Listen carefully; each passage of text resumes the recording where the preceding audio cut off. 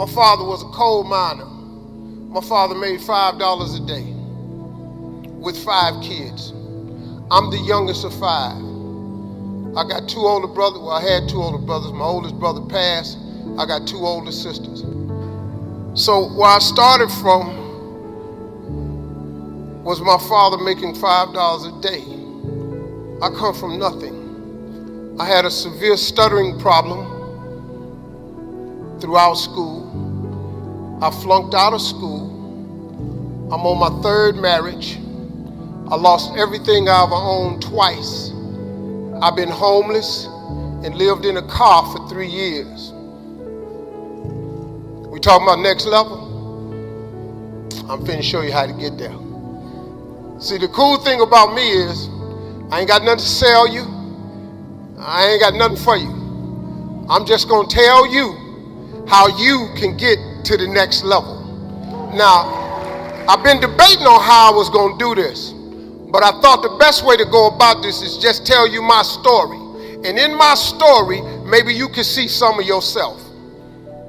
Listen, man, anybody can be successful, but you gotta understand something. It's hard. It's hard, man. You can take all the courses you want. It's hard. You can go down there to the church and hold your hands in a prayer circle. When you get through praying, it's gonna be hard. You go to school, you can get all the degrees you want. When you get them degrees and you hang them on the wall, if you want to be successful, it's gonna be hard. It's hard being successful. That's the first thing you need to understand. I was telling you that I lived in a car for 3 years. In my 30s, I was homeless. I was homeless based off of a decision I made.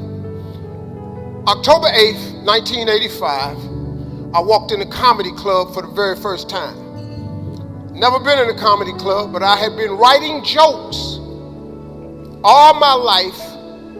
2 years, I was writing jokes for a dude taking my jokes, going to a comedy club. He was paying me $10 for it. I had never been to a comedy club, had never heard of a comedy club.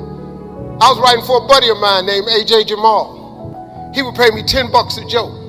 One day, I was writing some jokes for him, and I was over his house to drop him off, and this girl named Gladys Jacobs came over to the house, and she said, "You the dude that's writing the jokes for AJ Jamal?" I said, "Yeah." She said, "He's the funniest guy at the comedy club." I said, "What is that?" She said, "You don't know what a comedy club is?" I said, "No." I was 27. And she said, "You should go and tell the jokes yourself." She said, "I'm gonna pick you up Tuesday night." October 8th, 1985 was a Tuesday. She came and picked me up. She took me to the comedy club, and I signed up for the following week. I had never been in a car. I didn't know what they were doing. And I sat there and I watched 9 guys walk up. And I didn't laugh at a single joke because the whole time they were talking, I knew what they were going to say. And better yet, I knew what they should have said because I was a funny guy, right? So they get to number 10 and they call his name and he's not there. And they said, "Well, we're gonna go to next week's list. Where's Steve Harvey?"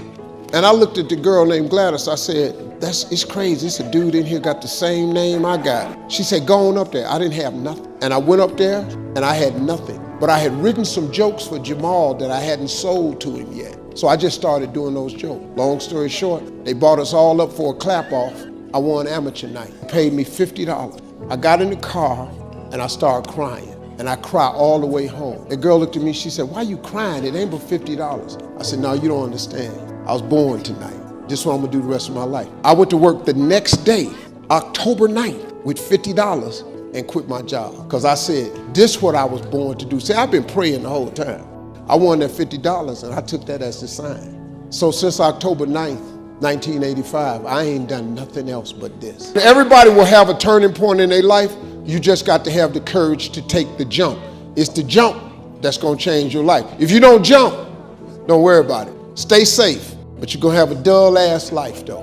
If you wanna live, you're gonna have to jump, man. You gotta go for it. Change is inevitable. So here's what's gonna happen. No matter what's going on in your life, it's not permanent. Everything is going to change. So there's 2 things you can do with change. You can react to it or you can participate in it. It's gonna change anyway. So if you keep waiting around, you're gonna have to react to the change. And now you behind. But if you participate in the change, if you know the job you have is not gonna last forever. I'm just telling you. COVID proved that already. Where you go to work at every day, that's gonna change. COVID proved that already. Your best laid plans has changed. So what you gotta start doing is you gotta start anticipating that it's going to change and just start living your life with the preparation for change. No matter what you're doing, you could be doing more. Remember that. It's 24 hours in a day. You got to use as many of those hours to prepare stability for yourself as you can. I said it online, I got in a lot of trouble. If you sleep 8 hours, you're not ever going to be rich. If you have any dreams of being rich, you cannot sleep 8 hours a day. It's only 24 hours in a day. If you sleep 8 hours, that's a third of your life. How can you cannot be asleep a third of your life and become successful. You can't. People got mad at me, they're talking about Steve Harvey prefers wealth over health. No, I'm just telling you, you got to get your hustle and grind on. See, I don't care who you are, everybody wants to be happy and everybody wants to be successful. Everybody. I don't know nobody that don't want to be happy or successful. And if you're hanging around people that won't be happy or successful, you should get away from them. If you want a tree to really grow up and really be a beautiful tree, you got to prune it. You got to prune it every now and then. If you ever, well, I'm from the country, so if you growing corn, you got to hold the road. You got to get the weeds out. If you don't, they're gonna stifle the growth of your product. Remember when they used to show rockets going to the moon, and they used to show it in Cape Canaveral or Cape Kennedy, wherever they shoot it from? You see a rocket on the ground, it's got these 4 big boosters. When that rocket comes off the ground, 2 of them boosters stay right there. Them 2 boosters is just enough to get this big thing off the ground. 2 of them stay attached. Then when that rocket go up, you can see, and they used to tell you, the next fuel tank is coming off, boom. And now it's just 1 fuel tank, because in order for it to get all the way up to where it's going, it has to shed that dead weight. In order to get off the ground, some people in your life just for a season, they just ground level people. They can't go up in the air with you now. You can't keep dragging people with you, man. So now you got these 2 boosters and one of them come off. Now, in order for that rocket to get into orbit, you have to lose that last fuel tank. Because guess what? It's out of fuel. It's out of season. You done went to an area that fuel tank can't handle. If you keep that fuel tank on that rocket ship when it go into orbit, you're gonna blow the whole mission. You're gonna blow the spaceship up because it ain't got no business going that high. Now, you can insist on taking it if you want to. The problem you're gonna have now is your rocket ship ain't gonna get into orbit. And do you know that's what's happening to a lot of people? It ain't your job. You can't chain people to your rocket ship and take them into orbit. You know, I had to learn this, man. Do you know I was taking people with me, man? Trying to keep it real. My boys in the hood was holding me to that. Man, you got to keep it real, man. Don't forget where you come from. We your homies. Yeah, okay. Dream is absolutely free. The hustle is sold separately. You can hear this message from anybody you want to. I'm just telling you as a person who has been at the bottom, completely out, and managed by the grace of God to turn himself into something. You gotta hustle, man. You gotta get up before everybody else and go to bed after each other. If you sleep for 8 hours a day, you'll never be rich in this country. You cannot sleep for 8 hours. That's a third of your life. It's 24 hours in a day. If you spend 8 hours of sleep, you will never be rich. Now, if you don't want to be rich, you just want a job, get your check and go home, sleep 8 hours. If you ever aspire to be rich, wealthy, change the world, invent something, if you sleep for 8 hours, it'll never happen. It'll never, ever happen. It's going to take more than a notion to become successful. Because once you get this degree, it's actually just going to be a piece of paper on the wall. It's really all it's going to be. Some people may give you a job with it. The majority of people will tell you how much experience you need. So you got to hustle, man. Got to hustle. Hustle and grind. Dig, man. Gotta fight. You gotta have a lot of dog in you, man, to be rich. Now, if you just want a job, get yourself a little job. Go ahead, set a nice little life. Oh, there ain't nothing wrong with that. But if you really, really, really want to be balling, change some people's lives, get yourself some real money, hire people, get more than one stream of income coming in, you gotta be a hustler, man. You gotta be a hustler. The way to become a millionaire If you could think of how to become a millionaire, you do it by Friday. You don't have to go that far. All you have to do is think of your God-given gift. All of you have the ability to make, you can charge, all of you can do something somebody will pay you $10 to do. I don't care if it's cutting grass, doing their hair, painting a wall, babysitting, taking care of the elderly, teaching, tutoring. Everybody can do something for $10. This is how I got to this place of success. My jokes were $25 a night. I made that for a long time. Whatever you do to make $10, I don't care if it's frying chicken. Some of you fry chicken better than anybody else, bake pie, do hair, something. Do whatever it is for $10. After you make the $10, I want you to do it 10 more times. You'll now have $100. After you make $100, whatever you did to make the $100, that $10 idea, I want you to do it 10 more times. You're gonna have $1,000. Now, it's gonna get a little more difficult, but after you make $1,000, whatever you did to make the $1,000, I want you to do it 10 more times. You now have $10,000. Now we gotta focus now. Whatever you did to make $10,000 that started off with your $10 idea, what I want you to do is focus. I want you to do it 10 more times. You now have $100,000.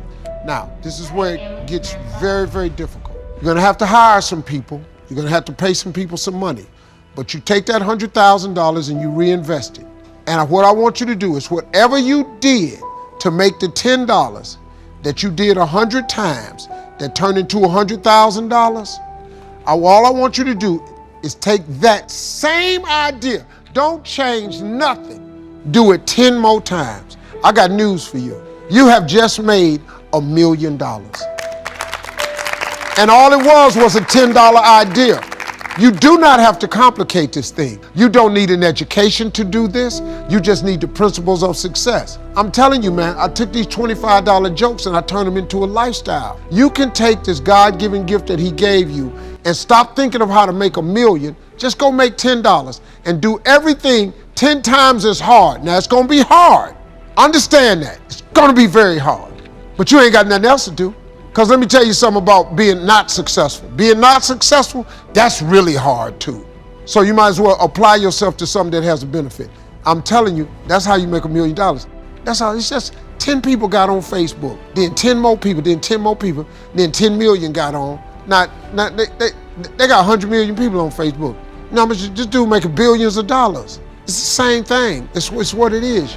You have it in you, you just gotta apply, and you gotta believe that it can happen for you. Behind every moment of adversity in your life, two things will happen. There is a lesson and there is a blessing.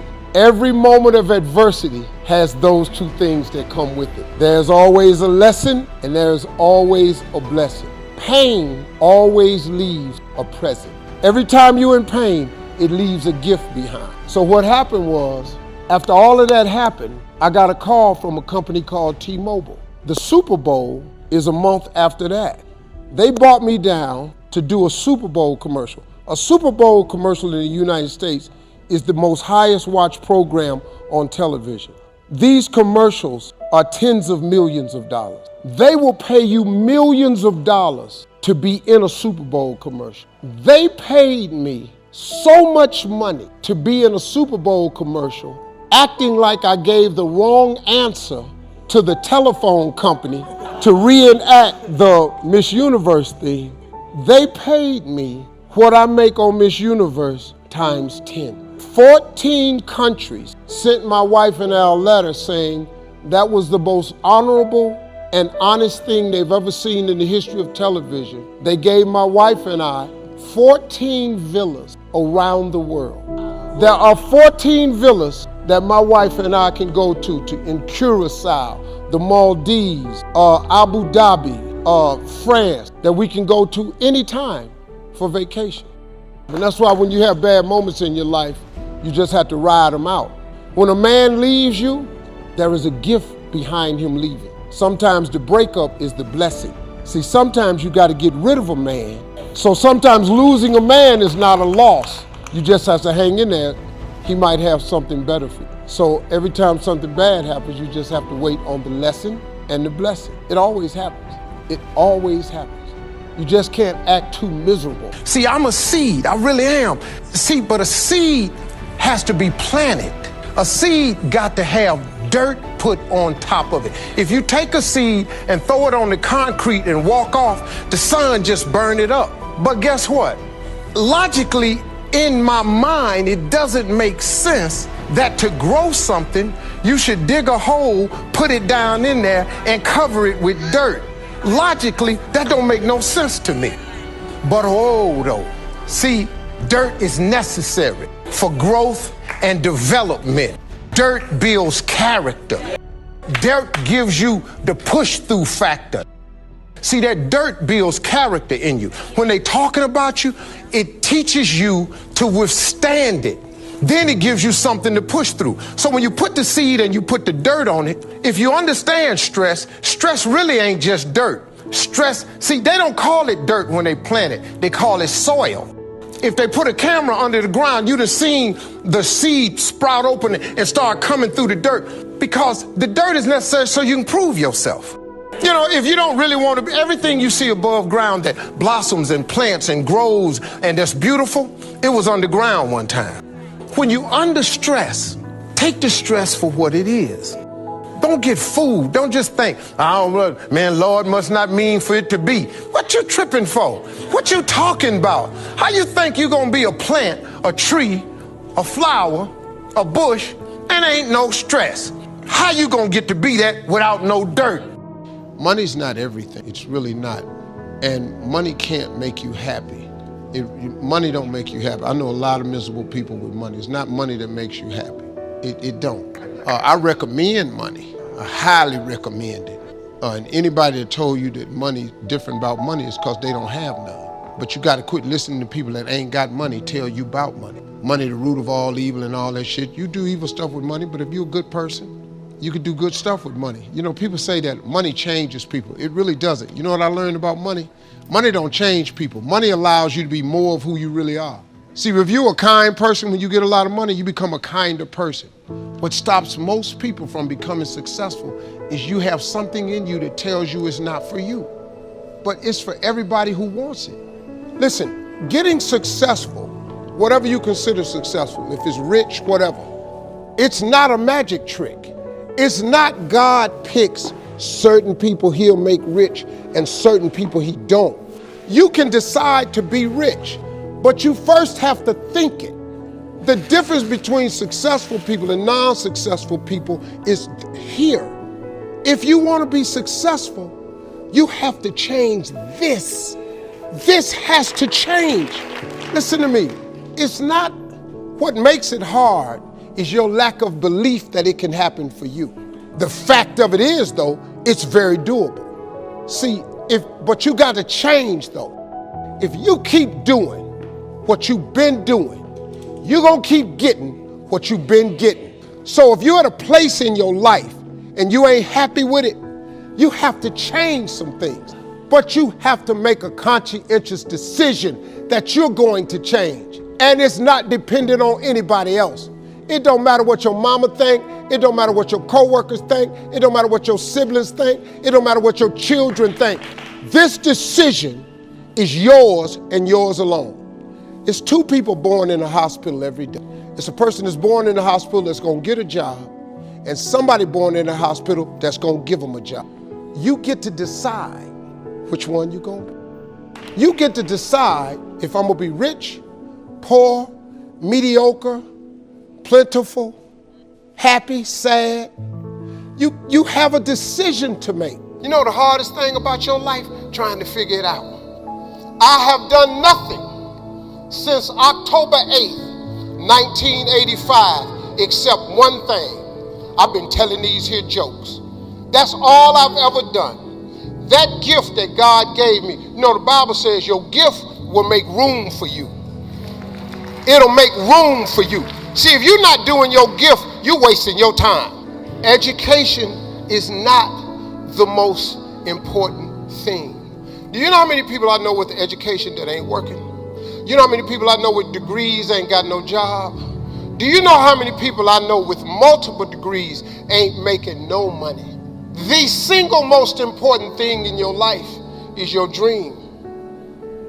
It's your dream. It's what you dream about. If you got no dream, if you got no vision, you're sunk, you're done. I'm sorry. I'm just giving you the basics of how to be successful. This is how I got here.